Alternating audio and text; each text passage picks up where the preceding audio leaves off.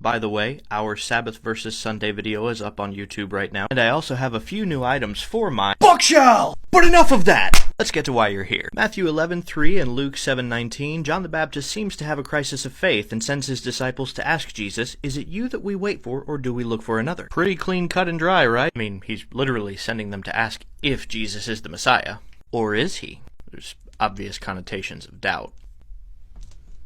But are there? Well, unfortunately for you, because I wasted so much time not talking about this in this video, you'll have to go to part 2. Part 2 of John the Baptist's question about whether or not Jesus is the Messiah. I mean, it stands to reason. John is in prison for preaching the gospel, and he's suffering and depressed. Of course he could be having a crisis of faith. I mean, we all have, right? But let's step back a minute. This is John the Baptist, the first person really to ever recognize Yeshua as Mashiach. I mean, he was attuned to the presence of Yeshua since before either of their birth. At 6 months in the womb, he leapt in the womb at being near the fetus of Yeshua. You trying to tell me this guy had a crisis of faith? Well, Brad, if it's not a crisis of faith, then why does he ask if Jesus is the Messiah? I'll give you a clue. He doesn't. Now, I know a lot of you are probably looking puzzled right now, but really look at the wording of both of those passages. John did not send his disciples to ask, "Are you Messiah?" He sent them to ask, "Is it you that we wait for, or should we wait for another?" And for more on this, continue to part 3.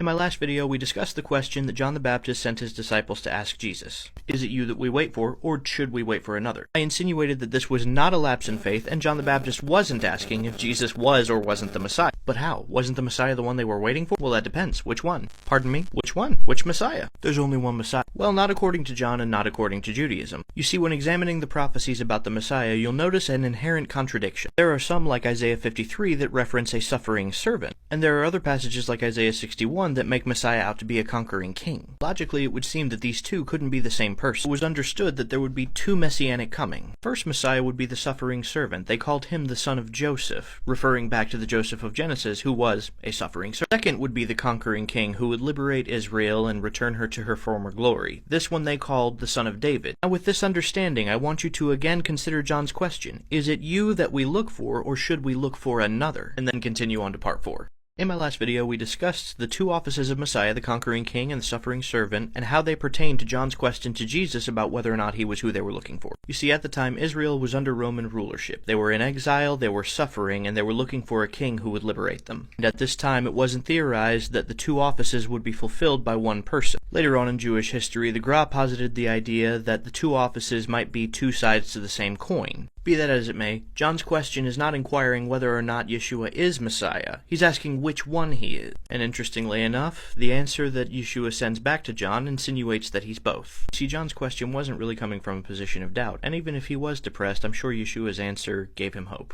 And as always, I hope this has blessed you. Shalom.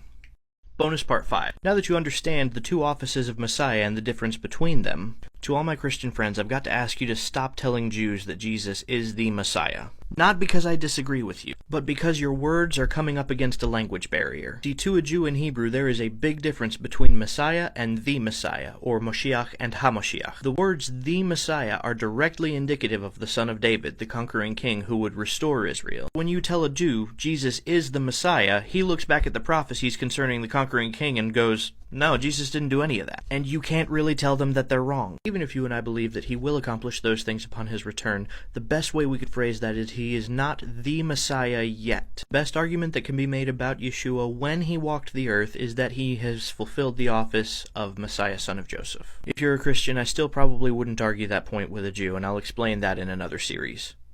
Shalom.